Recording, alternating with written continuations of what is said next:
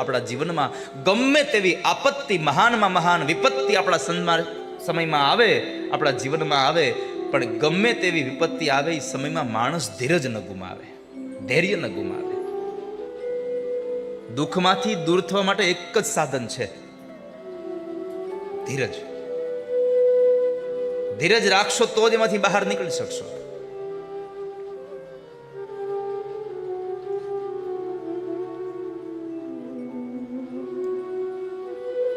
ધર્મના જે લક્ષણો લખ્યા એમાં એક લક્ષણ ધૈર્ય પણ છે.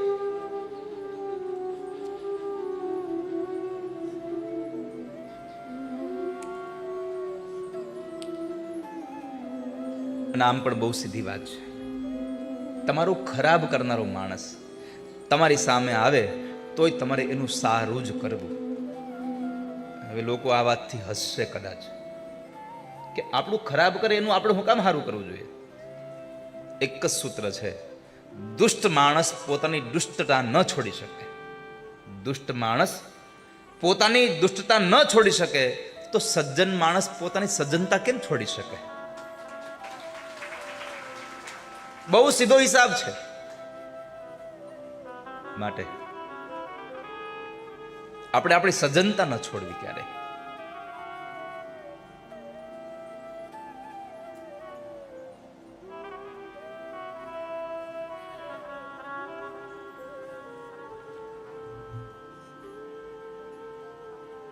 ભગવાનને પૂછું, પ્રભુ શું કરું? જો મારીશ તો બ્રહ્મ હત્યાનો અધિકાર થશે, નહીં મારું તો મારી પ્રતિજ્ઞા તૂટી જાય. હવે કરું શું? ભગવાને કહ્યું, અર્જુન, તને તો ખબર છે કે બ્રાહ્મણો મને બહુ પ્રિય છે. બ્રાહ્મણો વધને પાત્ર નથી, બ્રાહ્મણનો વધ ન થાય, પરંતુ આતતાઈને મૂકવો ન જોઈએ. બ્રહ્મ બંધુર્ન હંતવ્ય આતતાયી વધારણ. મયૈવો ભયમામ્નાતં પરિપાહ્યનુશાસનમ. અર્જુન, બ્રાહ્મણ મને પ્રિય છે અને આતતાઈને મૂકવો ન જોઈએ, એટલે મને ગમે એવું કામ તું કર. શું કરાય? તો કહે છે કે આમાં એક જ સાધન છે. કયું? બ્રાહ્મણને જીવથી મારી નાખવો એ જ માર્યો ન કહેવાય. તો આબરૂદાર માણસને સમાજના લોકોની વચ્ચે એની આબરૂ કાઢો એટલે મર્યા જેવું જ જીવન જીવે. પછી એનું અપમાન કરો એટલે પછી મર્યા સમાન જ જીવન જીવે.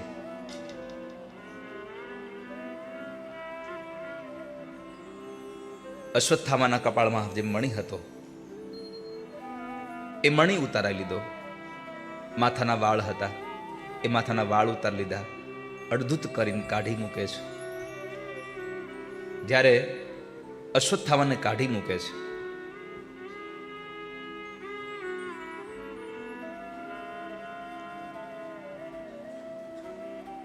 પણ જેને નાક હોય ને એને મુકાય નહીં કોઈ દિવસ. નાક ન હોય એને મુકાય નહીં કોઈ દિવસ. છોડી મૂક્યો.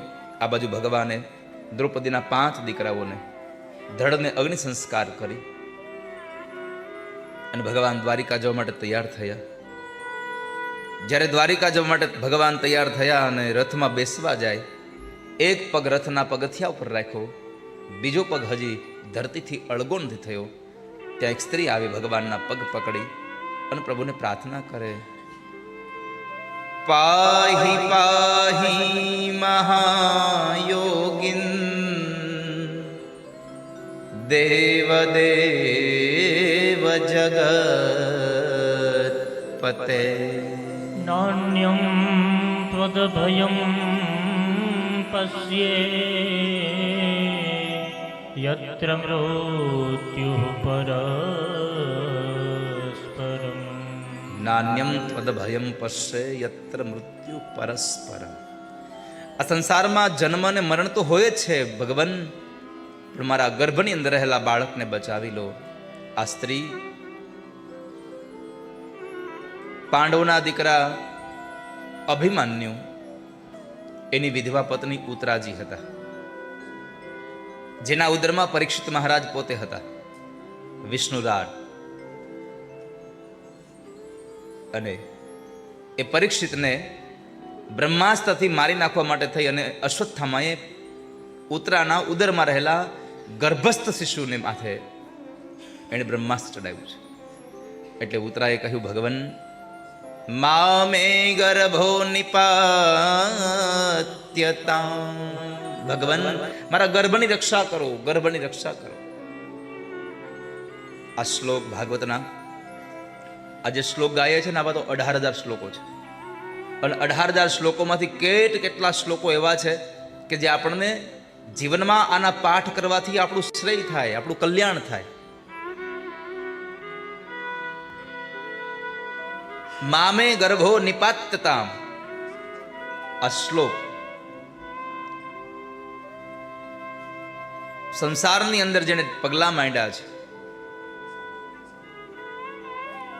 અને એમના લગ્ન થયા, વર્ષો વીતી ગયા, સંતાન જન્મે, કાં તો મૃત સંતાન જન્મતું હોય, કાં ઉદરની અંદર સંતાન મરી જતું હોય, વારંવાર જેને ગર્ભપાત થતો હોય, એવી સ્ત્રી આ શ્લોકોનો નિત્ય પાઠ કરે તો એના ગર્ભસ્થ શિશુની રક્ષા ભગવાન ઠાકોરજી પોતે કરે છે. મામે ગર્ભો નિપાત્યતા.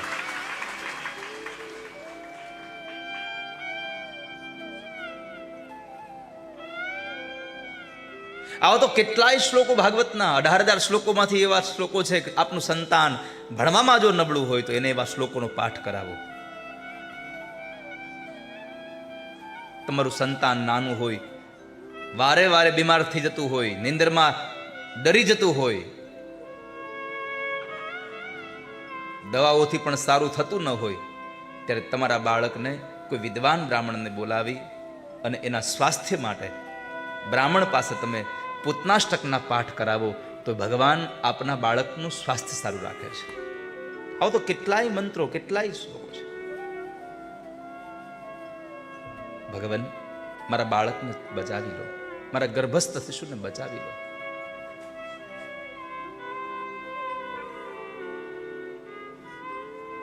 ભગવાન એની ઉદરમાં જઈ અને રક્ષા કરી બહાર આવ્યા.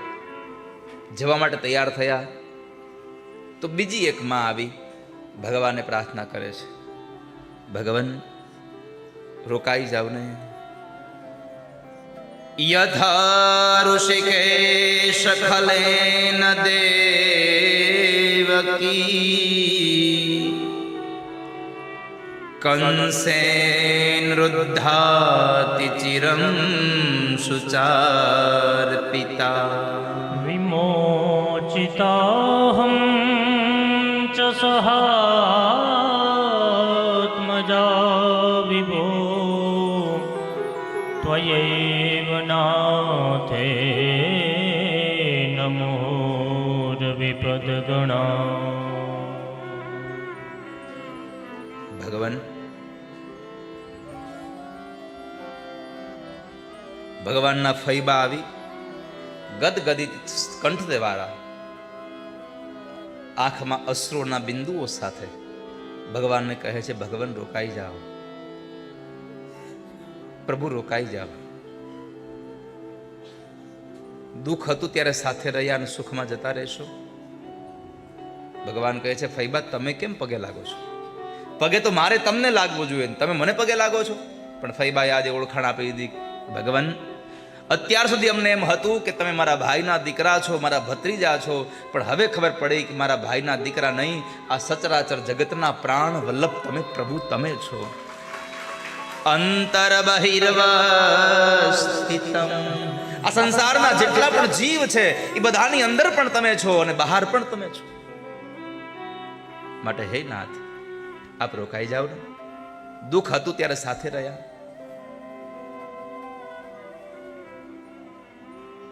દેવકી કરતા પણ હું વધારે ભાગ્યશાળી છું.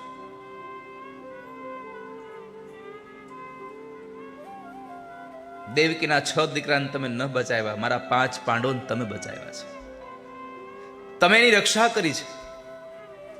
ભગવાન મેં સાંભળ્યું છે કે તમારી સ્તુતિ કરીને તમે વરદાન આપો છો.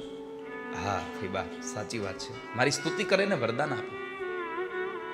તો હું પણ તમારી સ્તુતિ કરું છું, મને વરદાન આપશો ને?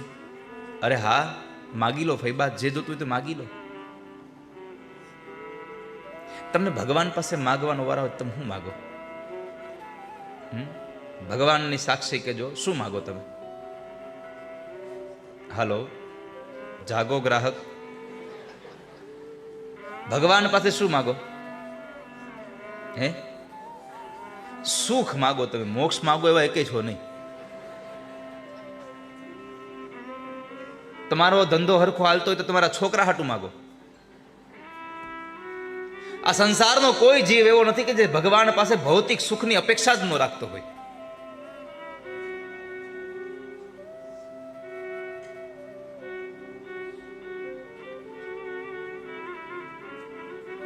અને ભગવાન પાસે જઈને માગ્યા પછી જો અમુક ભગવાને આપવામાં જરાક મોડું કર્યું તો અમુક તો ભગવાનને ગગલાવતા હોય. અમુક તો ભગવાનને ધકે. એક વાર છે ને, એક પુરુષ ઘરે આવ્યો નોકરીથી, ગિરીશભાઈ.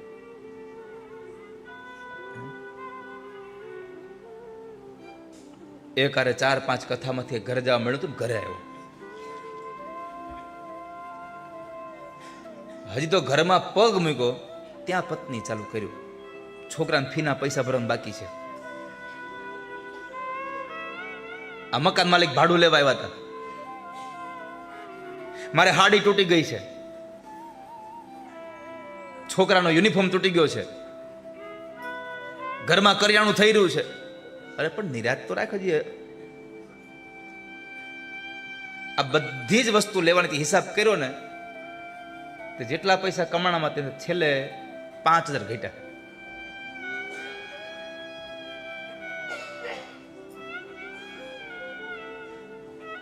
બધામાં હિસાબ કર્યો, છેલ્લે 5000 ઘટ્યા.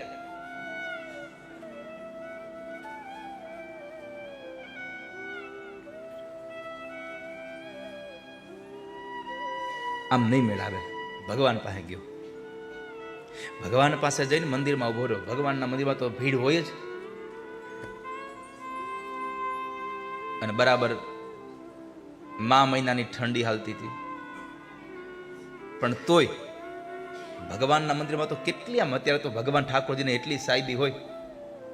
જુઓ તો ભગવાનના મંદિરમાં અંદર એસી હોય, ભગવાનને સોના ચાંદીના થાળમાં ઠાકોરજીને પ્રસાદ જમાડાતો હોય, ભાત ભાતના વ્યંજનો ભગવાન ઠાકોરજી જમતા હોય. અને સારું છે ને, આપણને ભાવ એટલો છે ભગવાન પ્રત્યે કે ભગવાન જમે. ભગવાનને જમાડવાના નામે આપણે જમી લઈએ છીએ.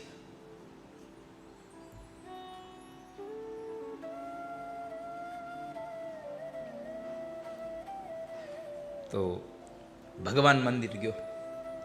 ભગવાન તો એને સુંદર મજાના હાર ને સુંદર મજાના કપડાં પહેરીને ઊભા હતા. ભગવાન ભગવાનને માંડ્યો જેમ તેમ બોલવા. તમારા અહીંયા જલસા થઈ ગઈ, પાણી માગો તો દૂધ આવે. આ ફ્રૂટ તો થઈ જ નથી રહેતા, ડ્રાય ફ્રૂટ આવ્યા કરે, અનુકૂળ ન કરું. આવો કોક દીક સંસારમાં ખબર પડે. એટલા ભગવાનને દેખો, એટલો ભગવાન દેખો. ઘરે જાઓ ત્યાં અહીંયા યુનિફોર્મના ને કરિયાણાના ને હાડીના બધે પૈસા જ માગ થાય છે. તમારે કાંઈ લેવા દેવા ખરા? ભગવાને કાનમાં કીધું, એક કામ કર્યા, કાલ સવારે આવજે વહેલો, કાલે સવારે મંગળા આરતી પહેલા આવજે. એટલે આને ખબર પડી કંઈક દેવાના છે.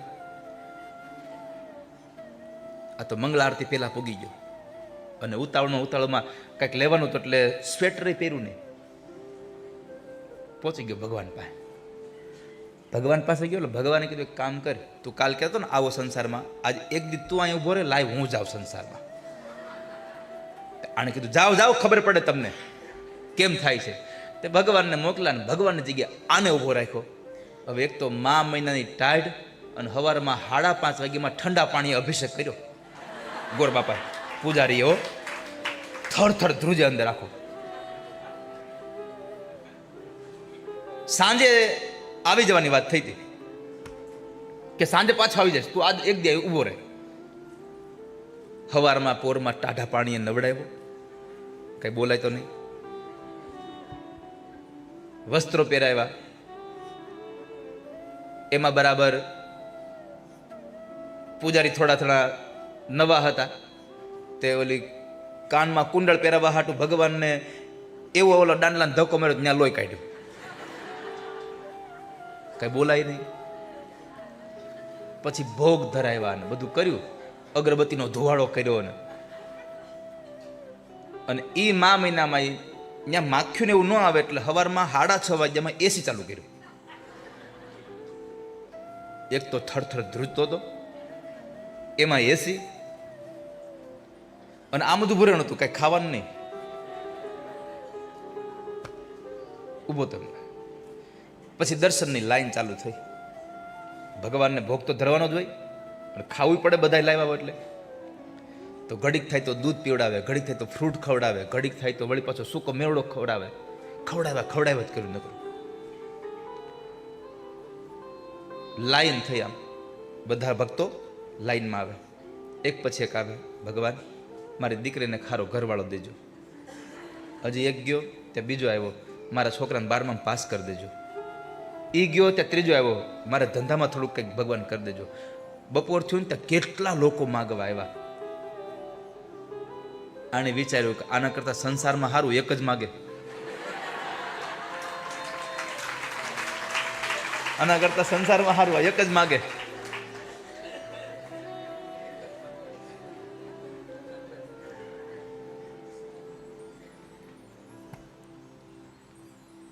શાંતિ ભગવાન આવ્યા નહીં. હવે જોજો, અને સંધ્યા આરતીનું ટાણું થયું, ન્યારનું ડોક કાઢવું તો હવે કઈ આવશે?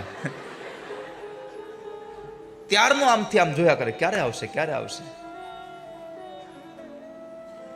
આરતી થઈ ગઈ, શયન આરતી થઈ ગઈ, તોય ભગવાન નો આવ્યા. આને ડર લાગ્યો, આ હવારમાં બીજી વખત નવરાવશે. ત્યાં બધા સુઈ ગયા, પછી ભગવાન આવ્યા. પેલા તો આવતા તો ભગવાનને ઉપાડી જ લીધા. આમ હવે 6 વાગ્યાનું કઈ 9:30 આવ્યા ઠેટી ગઈ. અહીંયા 3.5 કલાક કેમ ગઈ મારું મન જાણે છે કે કેમ રહ્યું. હું એકનું બધું પૂરું પાડી દે, તમે આવી રહો. અમે ઘરે આવી તો એક જ માગે, અહીંયા તો સવારથી લાઈન થાય જ ન કરી. આ સંસારમાં કોઈ ભગવાન પાસે માગ્યા વગર રહી શકતું નથી. તો હું તમને પૂછું છું, તમે ભગવાન પાસે શું માગો? સાચું બોલો. કેમ કે શું છે, આપણને જેવું દેખાતું હોય ને એ બધું હોતું નથી.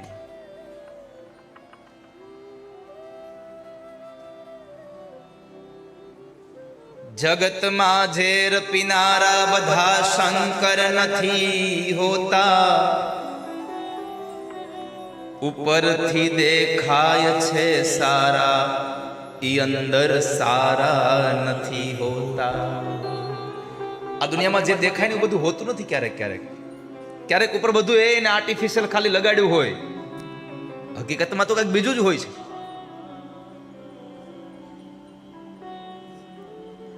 તો આપણે જ્યારે મંદિરે જઈએ ત્યારે ભગવાન પાસે માગીએ ભૌતિક સુખો, પણ અહીંયા આ સંસારમાં એક જ સ્ત્રી એવી નીકળી કે જેને ભગવાન પાસે માગ્યું દુઃખ. વિપદ સંતુ ન સસ્વત તત્ર તત્ર જગત ગુરો ભવતો દર્શનમ યત સ્યાત તપુનર્ભવ દર્શનમ. ભગવાન, તમારી પ્રાર્થનાથી તમે પ્રસન્ન થાઓ છો અને વરદાન આપો છો, તો મને વરદાન આપો, મારા જીવનમાં અમને દુઃખ મળે. અરે ફૈબા, શું માગો છો? આ સંસારનો જીવ માણસ મારી પાસે આવીને સુખ માગે ને તમે દુઃખ માગો છો, કેમ? ત્યારે માં કુંતા બોલ્યા છે, ભગવાન સુખ આવે ને ત્યારે તમારાથી અમે જુદા થઈ જઈએ છીએ, દુઃખ આવે તો તમારી નજીક રહીએ છીએ અમે. वो सुख पर पत्थर पड़ो राम हृदय से जाए, बलिहारी ऐसे दुख की પલ પલ નામ જપા. ભગવાન એવા દુઃખને બલિહારી આપીશું કે અમે પલ પલ તમને યાદ તો કરી શકીએ. ભગવાન રોકાઈ જાવ ને, આપ રોકાઈ જાઓ. અને આમે આ સંસારમાં કોઈ આપણને પૂછે કે સુખનો સમય કયો અને દુઃખનો સમય કયો, તો રામચરિત માનસના આધારે એટલું જ કહેવું જોઈએ. હનુમાનજીને કહ્યું કોઈએ, હનુમાન, આ સંસારમાં સુખ અને દુઃખ ક્યારે કહેવાય? આપણે તો મોટો બંગલો થઈ જાય અને ગાડી હોય એટલે સુખ, પણ હનુમાનજી મહારાજે રામચરિત માનસમાં એમ કહ્યું, હનુમંત વિપતિ પ્રભુ સોઈ. હનુમાન, આ સંસારમાં સુખ